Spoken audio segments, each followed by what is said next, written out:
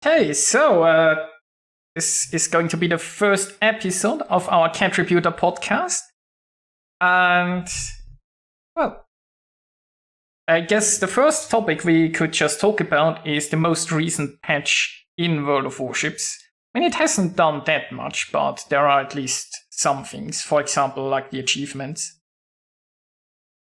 Okay, let's try again. Okay, fingers crossed. Okay, so do you hear him now? Yeah, there we go. Oh, okay. So, first problem already solved. To recap, then, basically, I was talking about how the auction looks very, very similar to what World of Tanks has done. Like they've looked at the way they did it and lifted it as a way to absorb, to soak up resources from people's accounts, essentially. But you might get some cool stuff out of it, and the way they did it in tanks, and also the way it says they're doing it based on what's in the patch notes, is that if you bid and fail, you don't lose anything, essentially.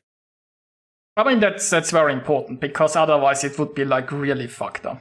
Oh yeah. That would be a good So you way can to at least determine yourself how much this is worth it for you, and either you get it or not. Yes, essentially. So yeah, that would be interesting to see what they actually put in there.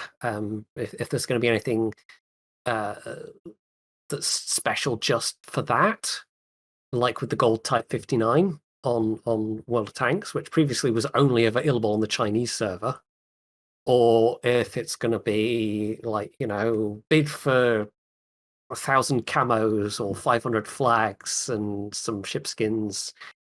So we'll see. We'll see what they're offering. I mean, I'm sure that didn't they like last Christmas crates? They announced that they are pulling some ships, right, in order to get people to buy more crates, because last chance to get them. I wouldn't be surprised if some of those ships suddenly appear in an auction. Yeah, that kind of artificial scarcity is definitely. I mean, that's one of the other things about the patch is they announced they're actually pulling a bunch of. Where are we? It's here. Eric Leonhard Nelson, T61, Haida Z39, Asashio, and the Graf Spee. Oh, and the Lenin. So those are all getting taken out for the time being as well. So, shall I get to see the chat? Well, I sincerely hope so, because he's also posted in chat. Yes, I'm keeping tabs on the chat. So good evening, guys, basically. So yeah, then another part, of course, with the patch, because I've been asked a lot about this ever since the patch hit, and I'm guilty of usually not reading patch notes. And I remember a while ago in a live stream, Wargaming said that they're going to pull that you get flags from the achievements, but you'll get the flags another way, like you get them over missions, right? And the way they first talked about it, for me, it sounded like there would just be a mission where you get a Kraken and then you get flags for it, but that's not actually what they are doing. Now that I finally read the patch notes, basically, they just have some basic missions that give you this more flags crates, and this replaces all the flags that you got for achievements, which is kind of, I don't know, it's a bit of a rip-off, isn't it? Like, if you were good and got achievements on a frequent basis, then you've just gotten ripped off. It absolutely devalues what achievements represented, because it's not just a thing that goes on your record and, hey, look, I have this many Krakens. It's actually worth something in that it also gets you some flags. And again, I wonder if this is going back to they want to soak up more resources from people's accounts, because of course these days you can also get flags and things from the armory. So I'm wondering if they're purposely removing this other method of getting flags so that you have to go and buy them from the armory now, and you also just get whatever you get from the daily containers plus however many extra containers you get from these missions. So I suspect it's down to that they've looked at how much coal people have and how much free XP people have, and they're trying to find extra ways to soak that up. Yeah, I mean, But, you know, they also encourage your guys to get the flag containers, because otherwise most people might take just coal containers to get coal. But if you can't reliably get flags anymore, otherwise maybe you are more inclined to get flag containers on top of it. But it's probably also just a thing that helps bad players who don't regularly get achievements anyway, or more casual players. So maybe that's also a thought behind it. Maybe, but I don't. Given that you can go and exchange, you know, what is it like between 8 and 12k coal? Some of them are a bit cheaper. I'm just looking now. Some of them are only 6,400 coal, 3,200 coal, 800 coal for the Hotel Yankee ones, because apparently nobody uses those. Yeah, I mean, I don't know. Some of them, I mean, it's useful to be able to go and buy them, but it's quite a lot of credits for not that many flags, and quite a lot of coal for not that many flags. So it really feels like they're trying to kind of introduce a bit of scarcity to the whole thing. Yeah, force possibly. people to go and buy more things from the armory. And yeah, it's obviously dangerously close to when they release their auction house. Now we will see what exactly they're going to sell there. That's true. Yeah, you know, there might be offering packages where it's like, you know, his 500 Sierra Mike flags, and you have to decide how many credits you're going to bid, or how much coal or whatever. Yeah, I don't think they go 500. They more like go like 50 or so. Yeah. It's like hopefully it's not that in low, front but, of each ranked season, just anti-detonation flags. Yeah. Who knows?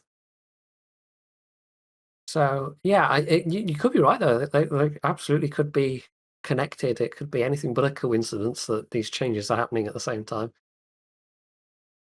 I remember the old days when you used to get flag super containers, and it would be like hundreds of flags. Oh yeah, in a container. I mean, super containers used to be like a lot better. It feels like these days, or like when obviously, like being a contributor, you've been a contributor for a long time. You probably are there ships left that you can get from a container? Like for me, there is no ship left, right? So when I open a container, the best I could get is steel. But most of the time, it's just, you know, it's get like what is it? 7 days of premium or so, or 1 day of premium even only. It's like it's utterly disappointing what's in super containers most of the time. Yeah, sometimes it's a useful. You still can get some flags or some camos, and sometimes they can be useful ones, but more often than not, it's not that useful at all. So, but I mean, we're in kind of a special position compared to most people with that. But that's true. True. Most people, like, I mean, there aren't that many ships that are even interesting to buy, right? I mean, if I've had bought own, I mean, before we got ships from being a contributor, I did buy quite a few ships, but I would never buy all of them. Oh, definitely not. I mean, who's got that kind of money? Yeah, I mean, it's not just obviously it's going to be ridiculously expensive, but even then, I mean, I've realized recently that there are so many new premiums coming, and barely any ship gets me excited about it. They keep releasing new and new ships, and I just look at them and I'm like, eh. Yeah, it's interesting in that that's kind of where World of Tanks is now, but they hit that stage because they pretty much ran out of new tank lines that they could add. And we've had a couple of new tank lines added in the last couple of years, but I suspect the majority of vehicles have been premiums of different kind. And it's weird in that almost kind of feels like we're hitting that state with warships, even though there's still clearly major lines that could yet be added. So I don't know if this is just they are taking that monetization in like they're moving to that phase earlier, or if they just feel like there's just more scope for kind of individual famous ships as opposed to individual famous tanks, like that having that kind of name value as opposed to some weird prototype Polish tank that nobody's ever heard of that only existed in some kind of half-finished blueprint drawing and that was never actually going to get built, which is, it's what half the things that get added to World of Tanks these days feel like, is totally obscure stuff. Whereas there's still plenty of big name ships in World of Warships that people could have. So yeah, but they're still adding the obscure stuff to Warships, despite the amount that they could still have. Maybe they just want to stretch it for long, yeah? But I also feel like they've just gone overboard with the amount. Like, it used to be, but back when I joined the Contributors, that you've had like one, or if there wasn't a new line coming, you had maybe 1 or 2 premiums to test. And now it feels like you have at least 10. And oh yeah, they definitely, like, it's been that way for like the last maybe 2 years now. They just seem to throw a lot at us. And it feels like the quality just really suffers. Instead of like taking a look at one ship and thinking like, so what role should this ship fill, and like what do we want to achieve with this ship? They're just feeling like, okay, if we just throw out 10 random ships, just balance a little bit, and if it's too strong, we'll just remove it. If it's too weak, we can still buff it, and somebody will buy it because they like the name or something. Yeah, I can see where you're coming from with that. Yeah, they're definitely. Well, I mean, they've definitely shifted to putting them out in greater quantities. I don't know if I would make the argument about quantity over quality, but there certainly have been more of them that have been released in a state which leave me scratching my head. Definitely. And then you see them later on, sometimes not too much later on at all, getting much needed buffs, or well, usually they don't get nerfs if they're premiums. Usually they just get taken off sale.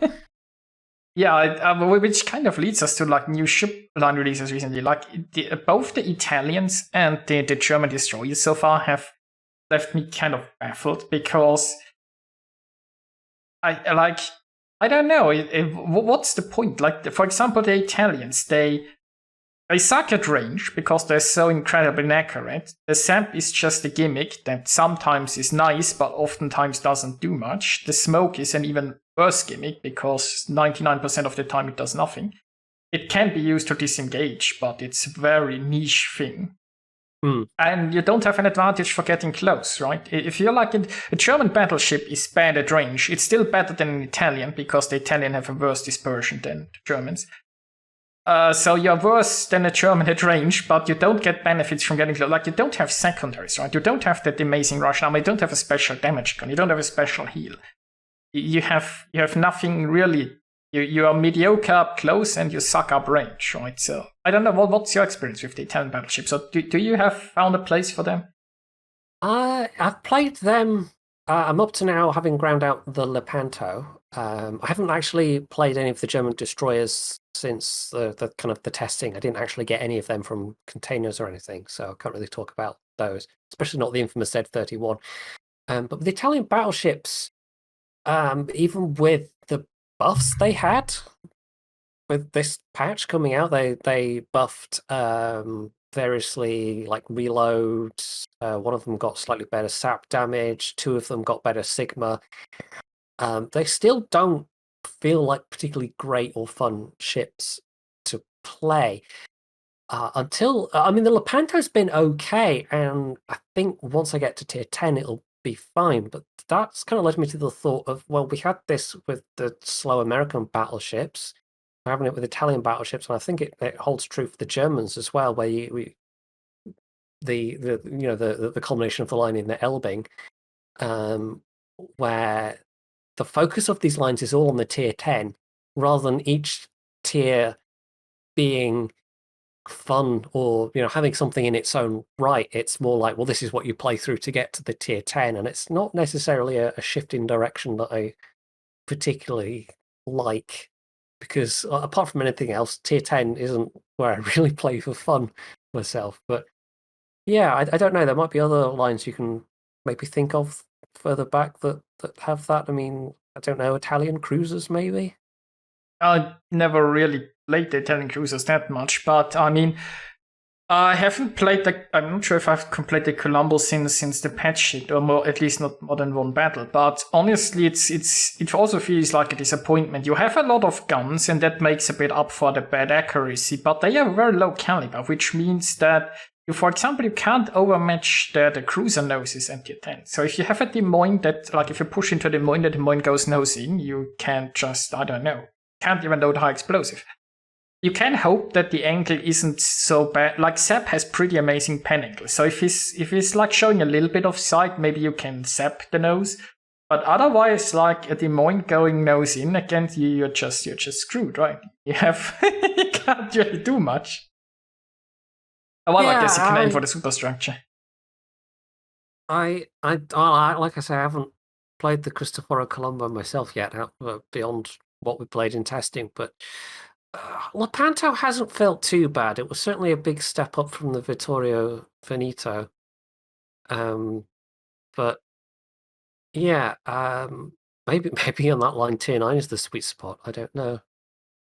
Oh, I do wonder if we're... Oh, Twitch is having a funny, apparently. Yeah. Twitch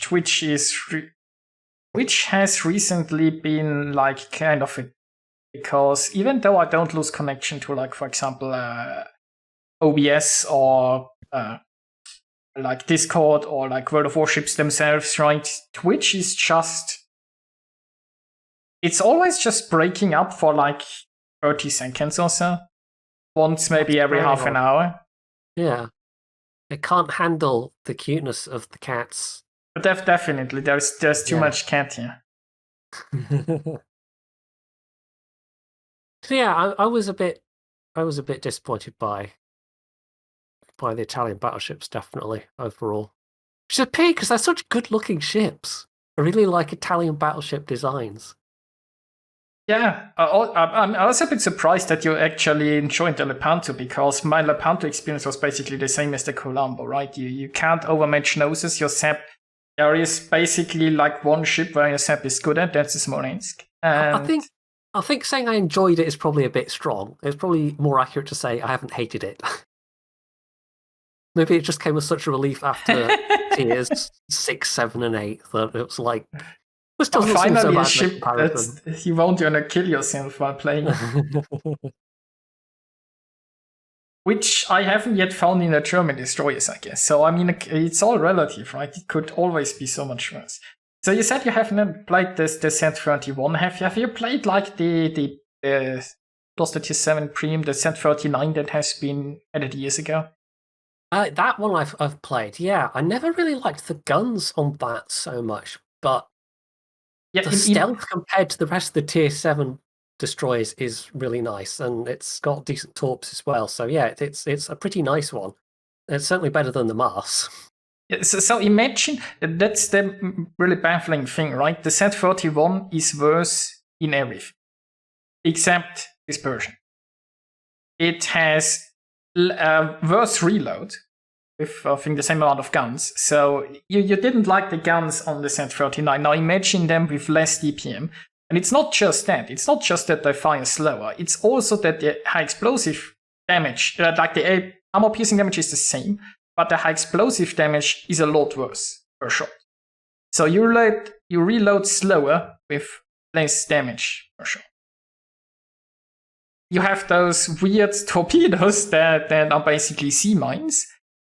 And your worst concealment, you don't have the hydro. You have worse hit points?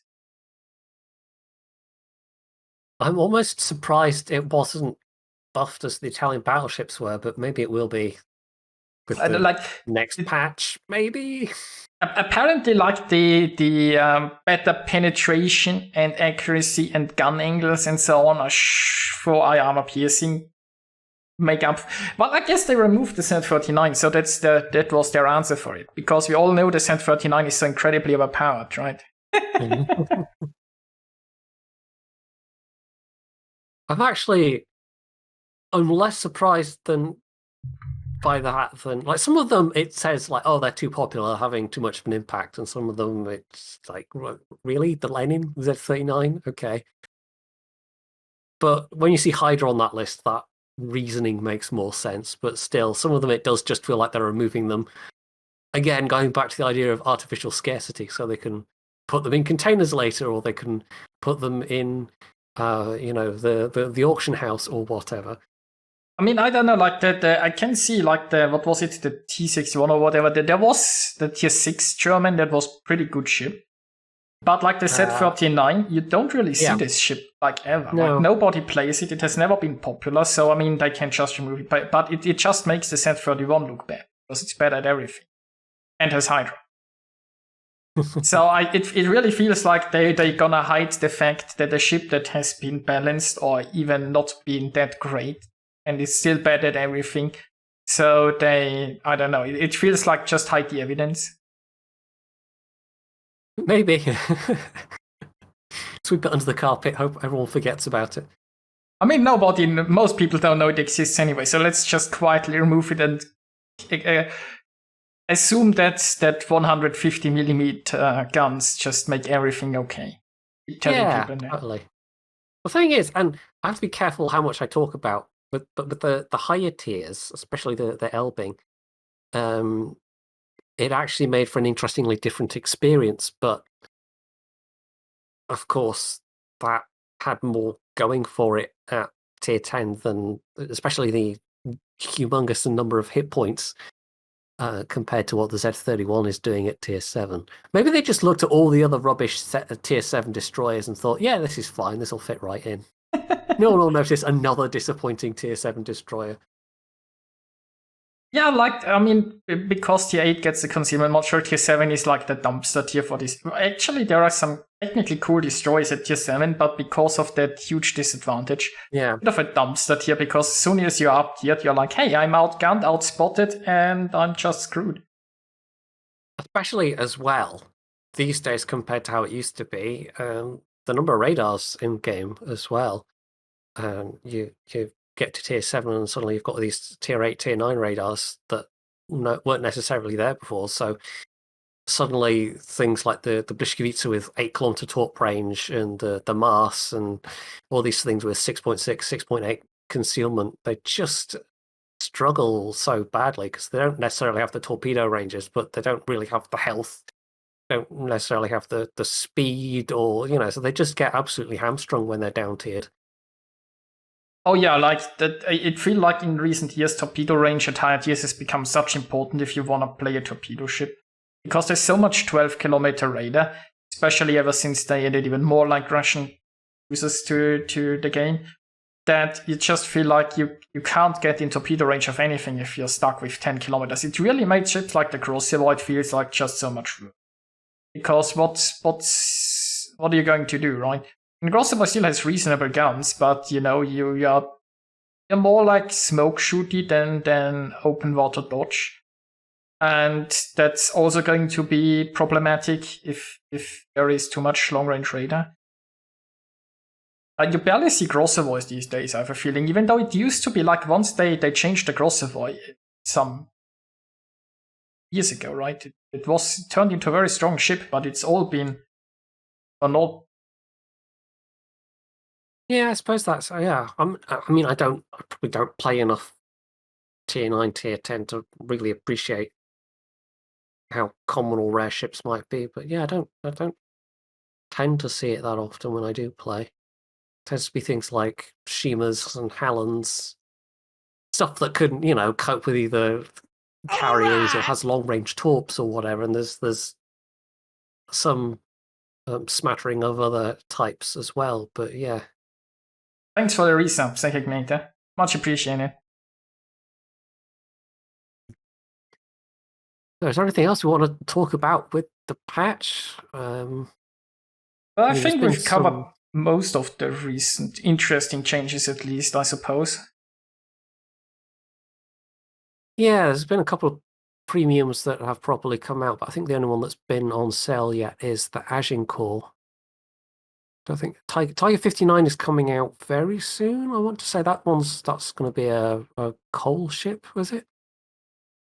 I'm sure that's an armory ship. I have tested none of the test ships, Okay. and I couldn't even tell you like what class they are, because as I said, like ever since we can't show them, and I basically only play on stream these days, so I've completely lost interest in all of the new ships. I totally appreciate that.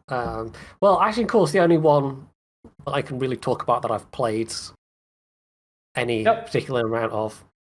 So well, I mean, it's been released, yeah. Yeah, so it's one I've wanted in game for ages, and I think it's actually been in. Is it Legends? I can't remember. I think it's been in the console version. So it was kind of like basically confirmed it would be in the PC version at some point. And the idea is really nice of having this like huge broadside, but only okay armor for the tier, doesn't have a great range. That's fine. But the big sticking point for me and a lot of people is going to be the absolutely zero AA.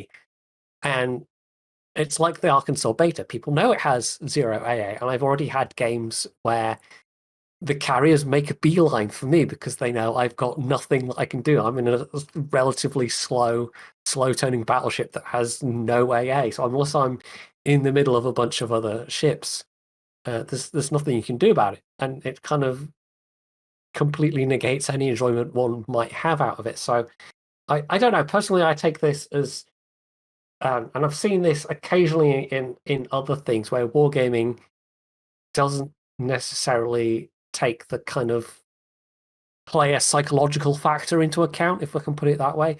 They'll look at the stats and they'll go, "Oh yeah, this looks fine." We think the play testers have the numbers they've produced have been fine. The feedback's been kind of relatively okay, but they don't necessarily take into account.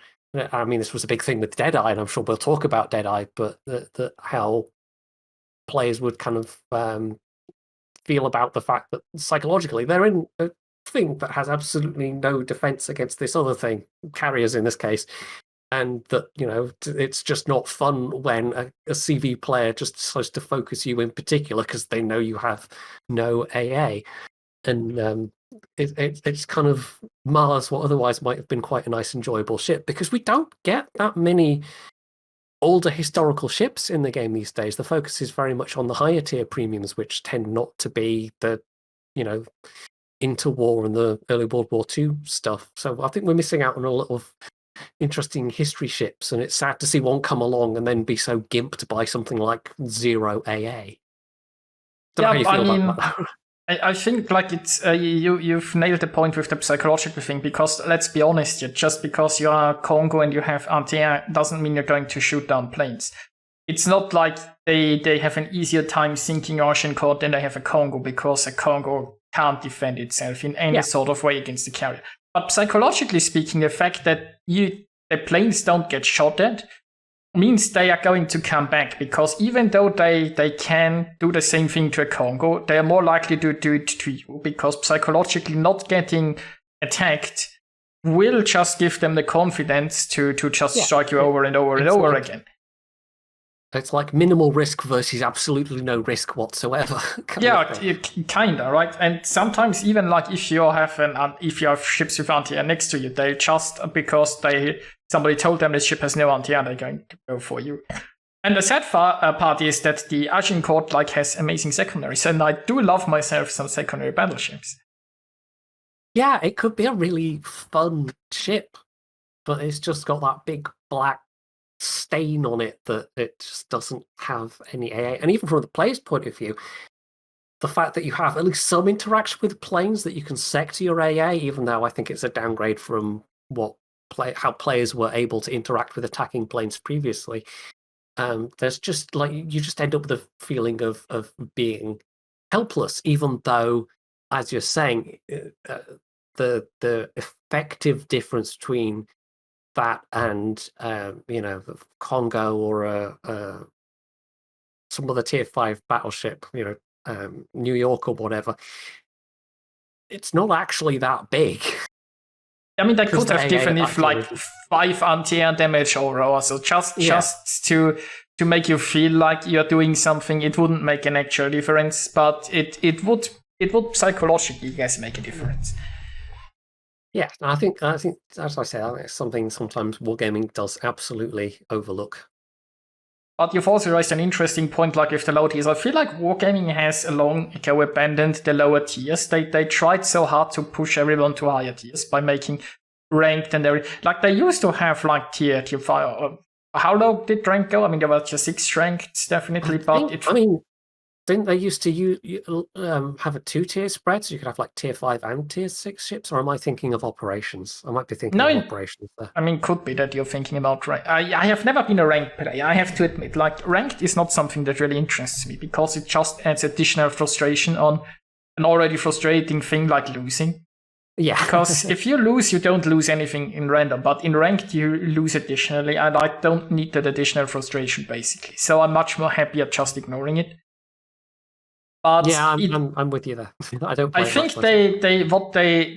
they have pushed so many things like clan battles ranked, like everything to higher tiers. It's like they are, and a lot of campaigns and missions they are like tier 5 at least and above. They've really just, and then like last year they tried this the new epoch thing where they finally had some content for lower tiers, but it's way too late because when I tried play, I was excited. I was like, oh yeah, you get a special mission for a Derbski, right?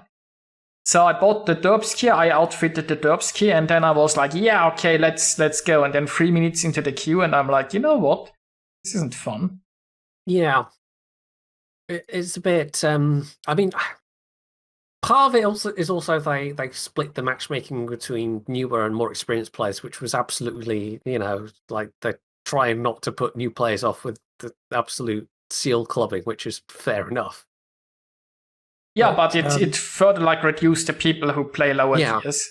And there aren't really rewards, there is no incentive, and they actively kind of discourage you by a lot of the missions they designed to not play lower tiers. Well, yeah, because most of them, there's you can't go below tier 5 or tier 6. You don't get any benefit out of it. So it's a pity because there are some decent ships down at lower tiers. You could potentially have fun there, but it definitely is neglected. And just the fact that we still have double tier 4 CV games apart from anything I mean that's not helping because low tier CVs can farm so easily.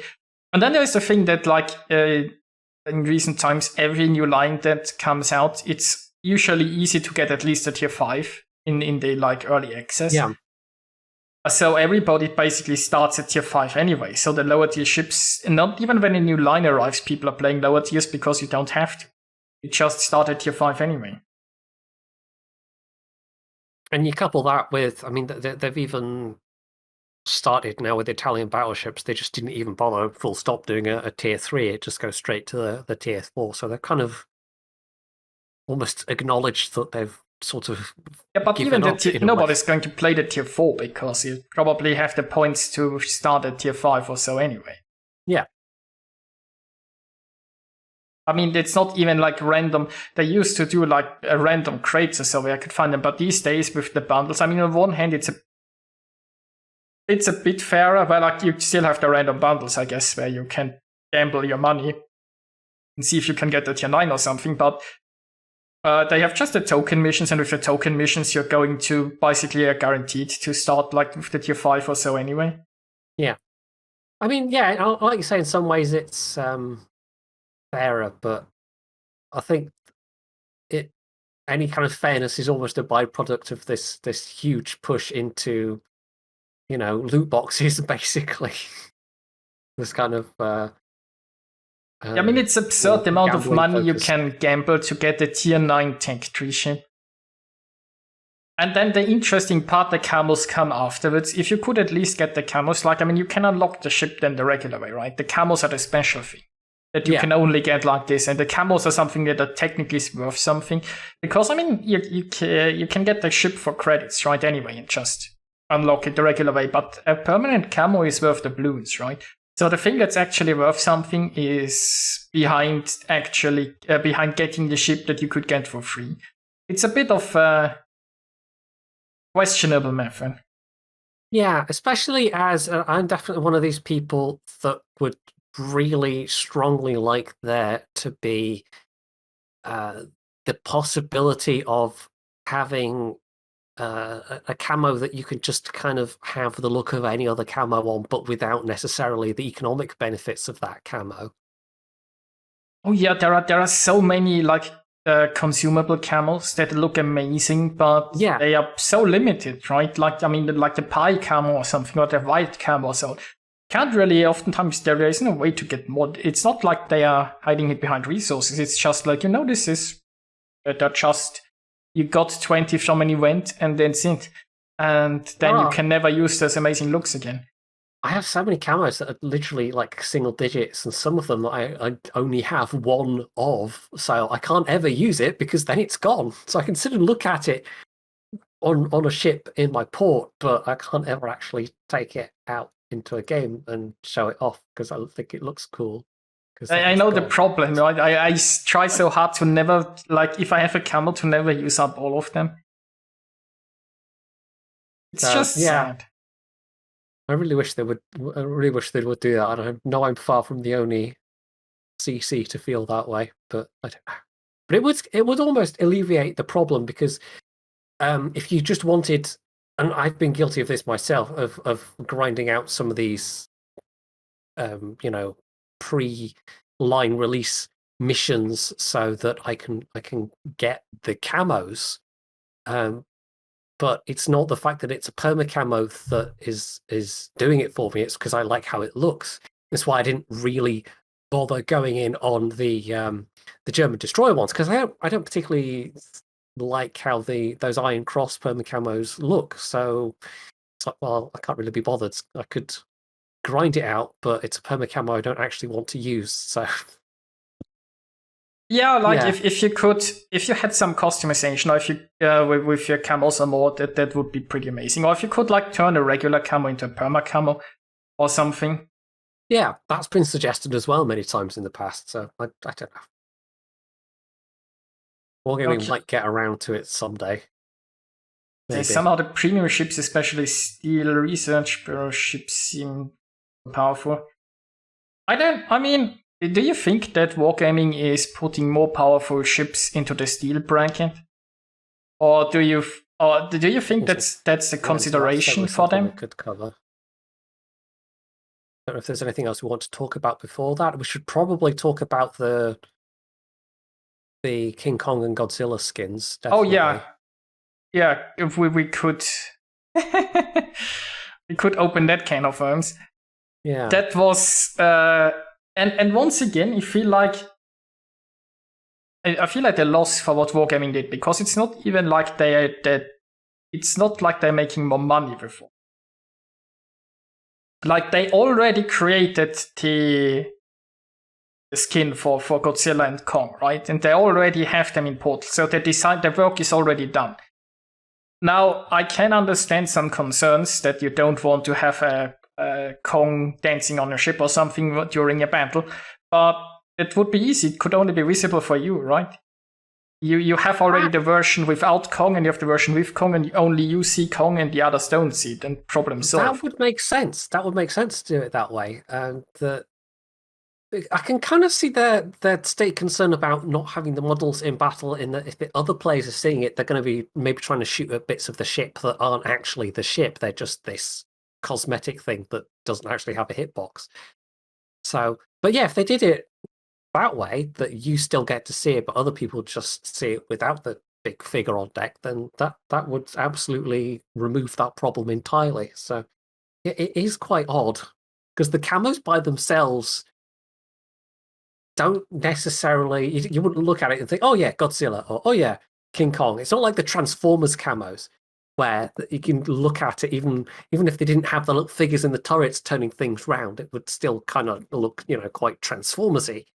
So it's a bit of a weird one. It's definitely a misstep. It's quite a big misstep on Wargaming's part. I do like the camos, even without the monsters on them, but they already have a system where not everybody sees a camo, right? Because you can disable what the camos that you can see. So if they have a system in place, it should be technically rather easy that you see a different camo than everybody else, right? So they just had to implement it like that, and everybody would have been happy.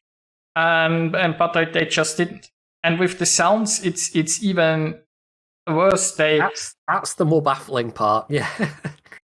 like there is National Plus, there is a specific option that enables all of the stuff, but actually I've never tried. You don't hear the monsters if you go National Plus. The only option that should enable special sounds doesn't give you the special sounds. You have to like go to standards or so that you can actually hear the monsters and then you hear them together with your regular captain. Yeah. But National Plus, the one option that gives you special captain sounds, gives you nothing.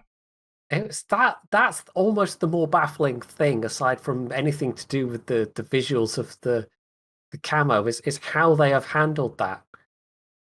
That like you say, they haven't put it in the National Voiceover Plus. And the fact that a lot of people are rather annoyed that it's not even like, you know, animal roars or whatever.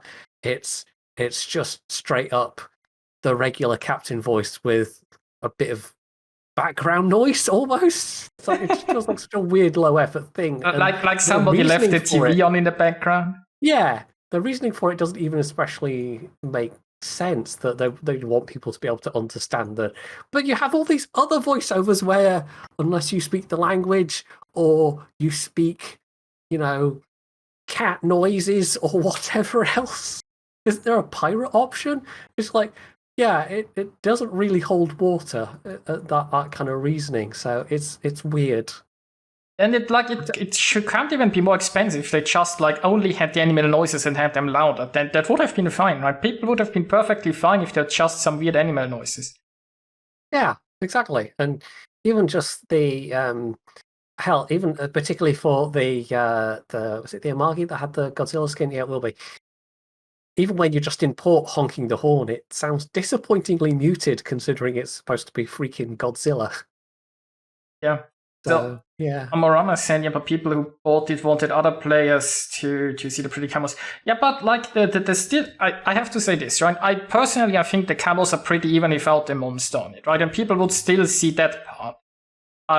You could have it that people just see like the camo without the monster. They still see the pretty camo, they just don't see the monster, right? Because I can see the point that if they are like running around on your deck or like, I don't know, doing exercises, they're hugging your tower or so, that people might be. It's not like you can actually aim that much in World of Warships that you aim like exactly for the tower, but I feel like that could be confusing, right? So you could, if you're really concerned, you could just, other people just see the camo without the monster, but that you self don't see the monster is just, I don't know, bullshit. I think we're definitely both agreed that they messed up on this one anyway. Yeah. I mean, well, we'll see what comes of it. Right, is there anything else we want to go over? I mean, there's a bunch of stuff that we have that we could talk about, but if we're aiming for about an hour. Yeah, I mean, we could briefly touch on the question and the in chat. Do you think that wargaming is going to like, when they decide what resources they use for a ship, do you think they're going to decide based on how strong a ship is, or just decide on what they currently need? Because I think wargaming said a couple of times that they don't know what resources they're going to sell it for before it's finished. I can definitely believe that. Yeah, that they I don't know. I presume they look at whatever the last resource ship they put in was, or last couple, so they're not just spamming out a bunch of, say, coal ships in a row. But yeah, I'm sure they do look at their own metrics and see how much the average amount of coal players have, or free XP or whatever, and do it perhaps based on that. I'm sure things like steel ships, I mean, maybe that more comes out of testing, and they're like, okay, this is a stronger ship, maybe we'll put this in as a steel ship rather than significantly make changes. I suspect it's probably not a completely cut and dried process. I suspect they do kind of partly, I don't say make it up as they go along, but yeah, they probably decide quite late in the day, and I can definitely buy that they wouldn't necessarily sit down with a drawing board and say, right, we're going to do this ship and it's going to be for free XP or it's going to be for coal or whatever. Because some of the ships end up, some of the premiums especially end up spending quite a long time in development as well. Yeah, true. So I can definitely I can kind of understand their position in that one. And of course, like if they're selling it for coal, then they can also throw it in the premium shop and sell it for doubloons at the same time. Because they've long since given up on the fact that they aren't selling anything above tier 8. Oh yeah, that ship has sailed, so to speak. Although, have they sold anything other than the Yamato for doubloons at tier 10? I don't think so. I think that's been the only one, the ARP Yamato. Of tier 9, it's been... Did they do it with Musashi? They definitely do it with Jean Bart at some point. They sold Pullman. Examples I'm not thinking of. Yeah. Yeah, I think so far ARP Yamato has been the only tier 10 that I can think of. Well, Musashi never was. Okay, that was my mistake. Alright, the Up Musashi was just... interesting, the Up Musashi was just a skin. For once, they didn't make a clone ship, right? So they sold, I think, the Camo for the Musashi, but they didn't sell the Musashi itself. Yeah, there's been... I mean, I don't know if there's any particular consistency with that when it comes to... like stuff with when they're adding clones to the Pan-Asian tree as premiums, for example. You know, some of them don't make any sense from any kind of historical anything, but they want to make some money. Okay. But yeah, you have others that are specifically skins, or sometimes they just do straight up a clone ship and stick a different skin on it. And I suppose you could lump the Black Friday ones in there as well. But yeah, the two Amagi clones they sold as Warhammer 40k tie-ins, the ones that most readily come to mind, but I'm sure there's other examples as well. So yeah, there doesn't seem to be any particular consistency there. I guess it just depends what they feel will make them the most money. I don't know. Maybe they just throw the dice. Do we think that there will be more free XP ships for decent price? I mean, yeah, I guess prices have sort of escalated in the years, probably just because people have more resources. I wouldn't be surprised if Wargaming bases their price of a ship not just about its tier, but about how much resources they think like the average person has. I think part of it, I mean, Nelson is one of the ships that's being taken out of this patch, so, you know, last chance to grab that for, was it 750,000 free XP? I mean, it was pretty cheap compared to what other stuff they sell, I think. Yeah. Everything else since has felt like it's been more expensive pretty much. But I do wonder how much of an effect the change with premium accounts made. I mean, there's been all the other stuff with, you know, camos and flags. You've always been able to stack those, but the change they made with being able to mount more flags and get a lot more free XP out of individual battles, I'm sure was a factor. But also the buff to World Warships premium accounts and the kind of splitting of Warships premium accounts from World of Tanks premium accounts probably has had an effect as well. So they've created their own inflation problem there, really. You know, and interestingly, because I've completely forgot about it, but you just mentioned now, it hasn't been so long ago that they allowed you to mount more flags. And now they are removing they have removed the flags from achievements, and you can only get like flag containers. And then there's the auctioners coming up. How paranoid are we conspiracy-wise? Has this all been a long plan? Maybe the auction will just be flags. That will be it.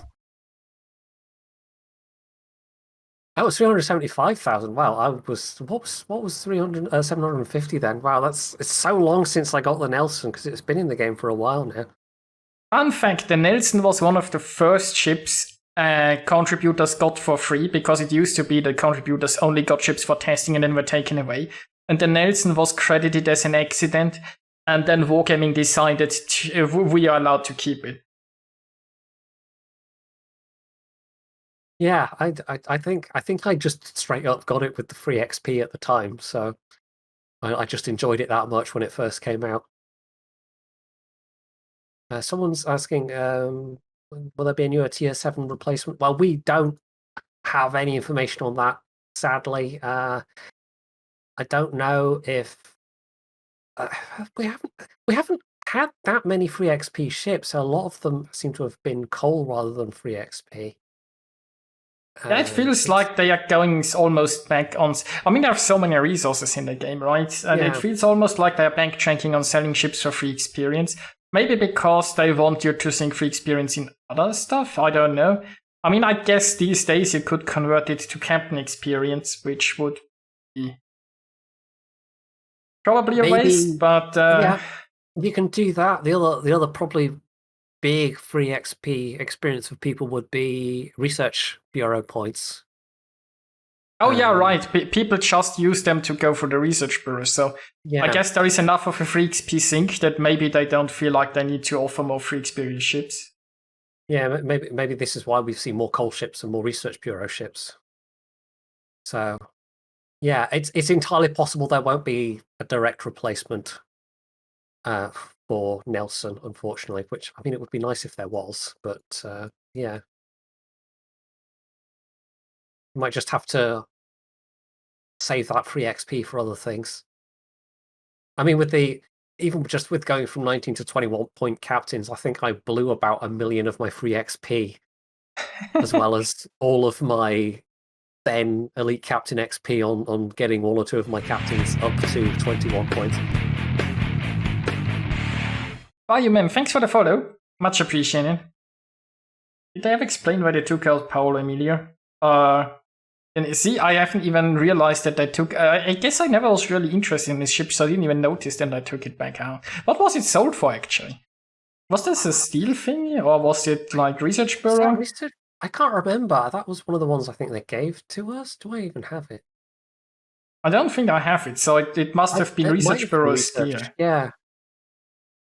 I don't know. Maybe they... I mean, I don't know about you, but when I see people playing it, it just is people usually YOLOing in, and maybe they take down a battleship, but then they immediately die themselves. And maybe Wargaming looked at that. And again, we're looking at the kind of the player psychology thing of players deciding that's how this thing is best to be played. You know, it's obviously not good for anything else, so I'm going to do that.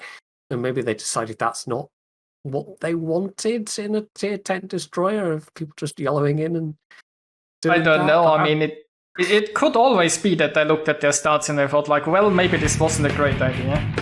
Maybe, yeah. I mean, I'm sure it has a particularly low survival rate, even for tier 10 destroyers.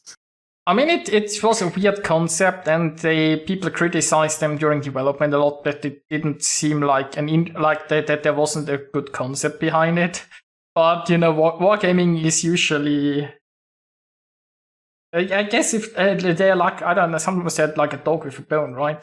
It doesn't really matter if there is no logic behind it. It's just that once they got their bone, you know, they gotta keep it. Yeah, I can kind of get behind that. There's a kind of single-mindedness there sometimes, which, especially when it comes to giving feedback for ships, I'm now much less active than I used to, because sometimes we get things to try, and I'm not going to go into any specifics here at all, because, you know, N.D.A. and all that, but we've had ships in the past, certainly, where it's like, well, this whole concept just doesn't work. And I think the only time they went away and kind of took that and made any sort of significant changes was the Slava, but they still didn't change that basic concept of it being more accurate at a distance. So even then, it kind of didn't fundamentally change. So yeah, even the basic idea they have for any given ship or ship line, it very rarely changes based on feedback. Like, it's incredibly unusual for that to happen. So airdrops. Well, Kerry, I mean, I know you might have expected us to talk about Dutch cruisers. The thing about the Dutch cruisers is, so I haven't played them yet, but I think Jedi has. And the thing is, as a contributor, you are not allowed to talk about your personal experience. So it will put Jedi in a very problematic perspective because he would be allowed to talk about what is public knowledge. And obviously about the video that everybody has seen about an airdrop, like farming things, but it's a very fine line to draw, because if as soon as you say something that, like, how can you talk about something that you've experienced and not let your personal experience bleed in? Yeah. So basically, I can say, yes, airdrops, they exist. They're a thing. That's about it, without getting then into personal, views on any of it. So yeah, also I should also point this out, although it seems a bit hollow these days, it's the first version of a test, and no ship ever survived like the first version of a test. But I know Wargaming has, I don't agree with how Wargaming balances this game, or haven't, at least for the last 2 years or so, which leaves everything a bit more awkward, because, like 2 or 3 years ago, I was very confident in saying, guys, just don't get upset, it's the first version of a ship, there are going to be changes. These days, there are still going to be changes, but I'm not necessarily optimistic on how it will turn out in the end. But it's still only a first version, so we will see where Wargaming takes it. That was the positive. There was a positive side and a negative side to not being able to stream and show off test ships anymore. The positive side is it does limit expectations a bit with the community, and people's first impressions don't then necessarily color when the line actually comes in and is, possibly different in some significant way. But the downside is that because there isn't that public pressure, if I can put it that way, when something particularly egregious seeming comes along, Wargaming are kind of much more comfortable about still just putting it out as is, and it's not necessarily until later on, after possibly many patches, that they then make sometimes entirely necessary changes. So, I mean, the Thunder is a very prime example there. Although I don't know if that's true. Predates or postdates the whole N.D.A change exactly, but yeah, that's, I don't know. It's it true. was definitely a mixed bag when they made that change. Yeah, the content is a bit more focused about existing ships, which isn't necessarily banned, because nobody was showing existing ships anymore, because there was just so much to test that it was all about test ships. Too. But the downside is obviously then that people get less experience about how ships are tested, and now all they see is, like, people see a video that obviously shows an extreme, but people who have actually played the ships they can neither confirm nor deny if this is like an extreme or if this is the norm, or how it actually works, right? Because people who have experienced it can talk about it, which makes the situation a lot worse, because now all you can see is like one extreme, and that looks pretty horrifying. And, what are you going to do with it, right? I mean, that will put some pressure on them, but I don't know. If people could openly talk about it, it would be a lot better, I think, for the whole balancing process. It would be great if we could just put stuff out and everyone would be very level-headed and talk about things in a balanced way, and not just, the content creators, but all of the viewers and players as well. But of course, that's never going to happen. So I can kind of sympathize with Wargaming here. I don't necessarily think there is a good solution either way. Like, you either have it be open and everyone openly talking about stuff, and then sometimes shitstorms happening rightly or wrongly. I mean, we all remember when Radio Location came in and a bunch of people were like, oh no, it's the end of the game, and not really. Yeah, of course.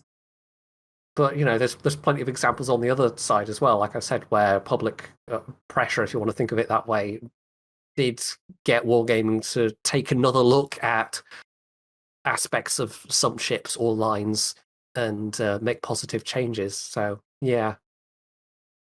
It's a tricky one. Do you think submarines will stop ships from coming? Well, I guess the question is, do we want to... Like, we originally planned to have about a 1-hour podcast, which is now. And we're going to have this a regular thing, so we can definitely talk about subs another time. Yeah, I think we're pushing an hour at this point, so subs is just like a whole other discussion. Yeah, I think we will add that to future discussions. We don't want to blow all of our topics on the very first episode. Well, I mean, we can always fall back about talking about cats, you know. That's true. That's true. Right, so do we want to maybe take one or two questions before we wrap up?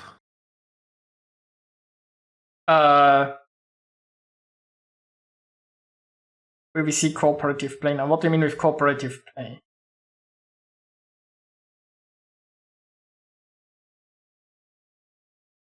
You have to clarify your question. My name was shooting in water. I wonder if he's asking if we'll play some ships together after this. Ah, in a strange way. I mean, I'm going to play some ships. Chenna is welcome to join, but I don't know if there's other plans. I actually could, but I'll need to eat something first. But yeah, I could join you for some games afterwards. That would definitely be a possibility. So any ship related questions, I guess, other than are we playing together? There was one earlier about steel ships. Let me scroll up. I think it was kind of what we talked about. If we feel like they are kind of sort of answered that one already, though, I suppose. I mean, they have specifically also said in the past in public statements that they want these ships to be desirable ships, considering steel is the rarest resource. Yeah, I mean, they somehow need to get people into ranked. I mean, I've started a very small poll on YouTube. Why people play ranked, and the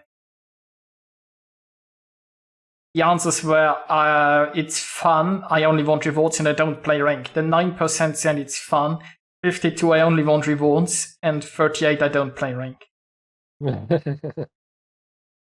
So they need the steel ships to be rather attractive, I suppose. Yeah, I think that's why they are quite strong for their respective tiers. Yukon is basically a monarch. Well, I can say, based on the publicly available information, Yukon has Monarch's guns on the KGV hull, and it's also got some other things going on, like 15.6 kilometer range, for example. So, and it floats. They're trying out some stuff. My favorite ship, right? That's definitely a me question. Well, directed at me. Probably still the Tirpitz.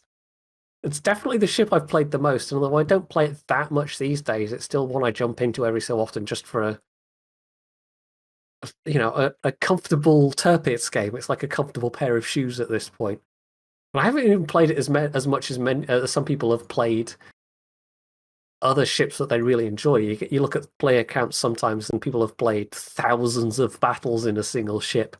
I think I'll actually just check. I have a feeling it's something like 500 games-ish. It'll take a moment for it to come up, but I don't know. Maybe you could give your favorite ship as well. My favorite is the Shimmer class. I think I have 700 something battles in it. 700. Wow, it's definitely more than I've done in the Tirpitz. But then again, I say that, like I said, people with thousands of games in a single ship, it's a bit mind-boggling. I haven't reached thousands yet, but it will come. Right, not even 500 yet, 451, so yeah. I just tend to play lots of ships a bit rather than one ship over and over, I suppose. And there are so many ships in the game now.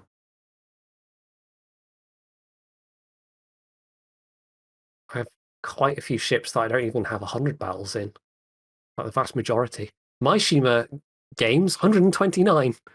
So I'm a complete Shima noob compared to you, apparently. Yeah, but it's still got over 100, so I approve. Especially since tier 10 is not really the tier that you enjoyed it most. What's the worst ship in the game from my perspective? I think you have to throw some caveats on that because, there's a lot of the tier 3 battleships that are just plain terrible. And if I was going to say kind of tier 5 and upwards, It's still a really tricky choice because there's ships you don't like that aren't necessarily bad, and then sometimes there are ships that are kind of bad but you still kind of like. Like a good one for that would be, for me, the Emerald. Which is kind of bad, but I still like it. But ones that are just kind of objectively bad, I don't know. I mean, I personally think Genova is pretty weak as a tier 5 cruiser, even in that tier of very squashy cruisers. Just scrolling through now. What else do I not particularly like or think is good? Can always go with Z31. Well, I haven't played it yet, but Z31 is definitely a strong contender. What's that tier 8 Pan-Asian one they put in, which was basically a gimped Ognivoy? Oh, a gimped Ognivoy. That one I felt was particularly bad. There was a Fen Yang or something that was an Akatsuki. It's just worse in every way. Yeah, that's very recent. Silly Vangi, there we go. I really thought Silly Vangi was pretty bad. What else? Don't know if there's any at the higher tiers I would point at and go, oh yeah, that's horrible. But there's definitely some lackluster ones. Yeah, I don't know. That's the kind of question. I think if I was going to come up with a definitive answer, I would need some time to think about it. There's certainly a fair few ships that are not my favourite. See, personally, I think I would have just sent Z31. I'm not sure if there's a worse ship in the game than the Z31.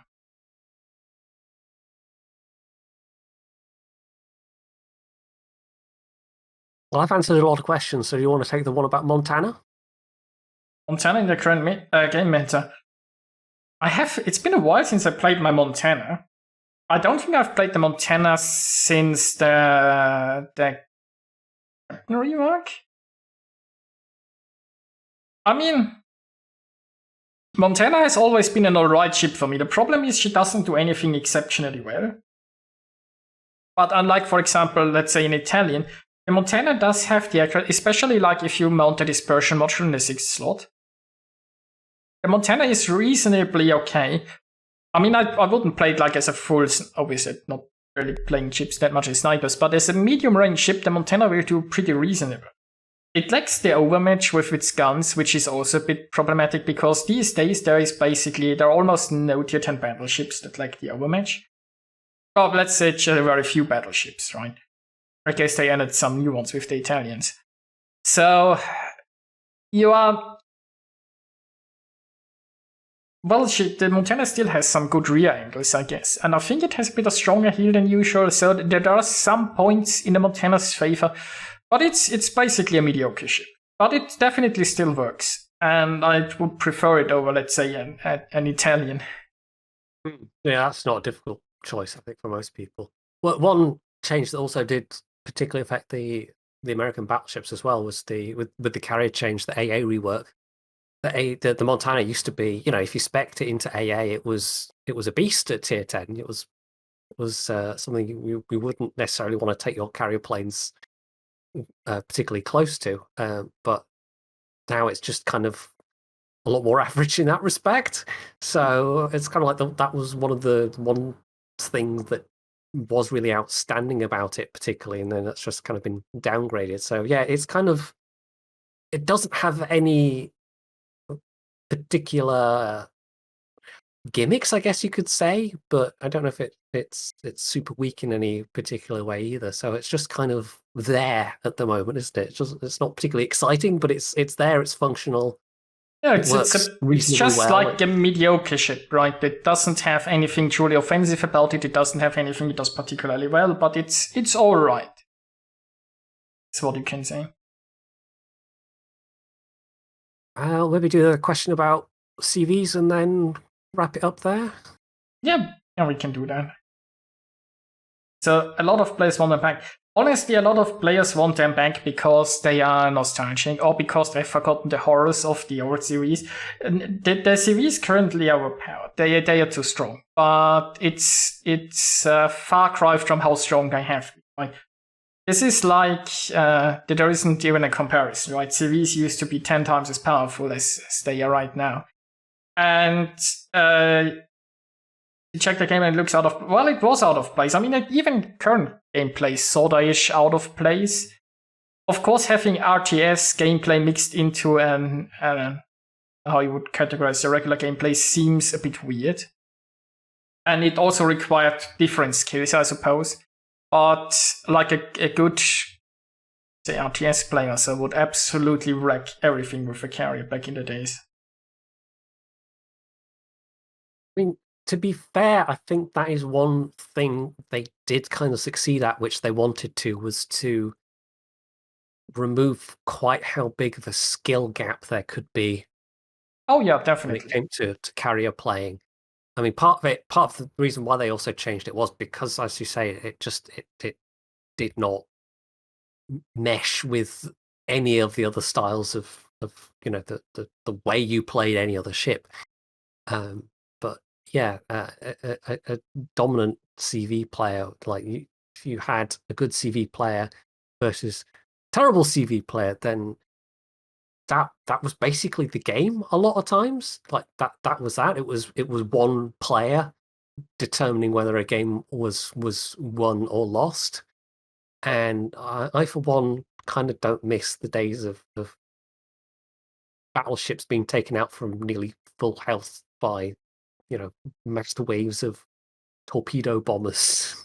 Or like, I mean, a good carrier could cross-drop even at this. Like, you were a destroyer, and in 2 minutes you were basically dead. Because, I mean, these days, a good carrier might sink you in 5 minutes in a destroyer if you actually focus on you. Back in the day, he would sink you like in 2 minutes because it comes in with one cross-drop that you can't dodge and you're dead. There were very few players who... Yeah, there were very few players who could pull it off, but the very good ones, right? You were a destroyer, you were just dead. There was no forcing... Well, okay, I'll say that, but back in the day, anti-air was strong, and I guess that's what some people remember. Like, if you had like a fully anti-air spec booster that could actually shoot down planes and protect people from a drop, right? But if you were like in a destroyer and you went for a cap and you didn't have an anti-air cruiser that babysat you, and there was a good carrier captain, you were just dead, right? That was that simple. There was nothing to be done. Right now, at least it takes maybe 5 minutes if you focus you to sink you and not 2. That said, I mean, Armor has pointed out that the Immelmans in the game, and of course, the FDR. True. Yeah. So what we've said about not getting mega derped by a single carrier anymore all at once is mostly true, but not entirely true. I mean, the FDR has a big cooldown between its drops, right? So it takes still a bit longer to sink you than an old carrier did. Not that you can do anything about it, but at least it's... when we were testing, and it was even worse because they had the heal, and you could spec it so it had a really long heal, like a 30-second heal, while you're flying around inside the plane. So you'd be flying around on the heal, it'd just be completely counteracting any damage that your planes were taking. So Rocket 24, it was easier for the... Not necessarily Valkyrie. Have you ever faced like one of the good carriers back in the days with a cross-drop torpedo? There is no chance. There is no amount of skill that could help you. You were dead. You were dead in one drop, and there's nothing you could do. I mean, people don't one-shot you with rockets generally. Yeah, if they get like sometimes they get an insane drop that does like a third to half of your damage with one drop. It's not that consistent, but that can happen. But basically, a good cross-top drop back in the day, just dead. Yeah, it's no fun being, especially in a destroyer, and a lot of the destroyers, especially the American destroyers that had decent AA, and that was it. Yeah, I mean, you could still panic planes, right? If you panicked them, then you could have probably found a gap right then they... Although, wasn't there like a maneuver that you could do to go through the defensive without getting your planes panicked? Oh, probably. But yeah, no, I think things are improved. I'm not necessarily going to say things are amazing now with the state of CVs, but personally, I think things are improved on how they were before. I would take what we have now over what we had before. But if Wargaming waved a wand and magically took CVs out altogether, then I wouldn't be sad about it. Wouldn't complain about it. Or if they at least made anti-air better. atoms that powerful. You can probably still see some old video, but then again, it's not some. I mean, I've very rarely covered carriers because I was never that fond of them, and the UI was never that great in replays to cover carrier games. And of course, if I got like sunk in 2 minutes by carrier, I wouldn't put it into a replay because it wouldn't be very interesting. But yeah, Valkyrie, basically that's the tops were that powerful. It was just back in the day there were only few people that could pull it off because there were a lot less carrier players in total, and there were very few very good carrier players. But if you face them, you could have basically just head back to port.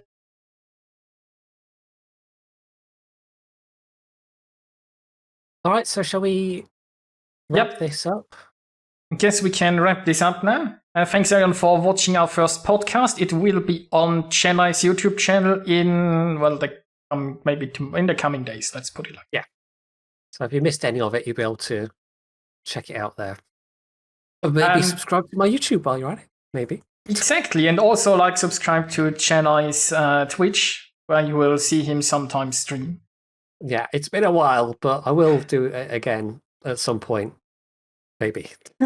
Sometimes. The next episode will be next week. Exact time to be announced, probably Friday. Quite possibly, yeah. We'll settle on that off screen, but yeah, be the next week. Hey, so cut it here and let's start World of Warships, I guess. All right. Well, I'll say thank you for having me, and I'll pop back in a bit after I've had some food. Okay. So have fun with boats in the meantime. Bye. Bye for now.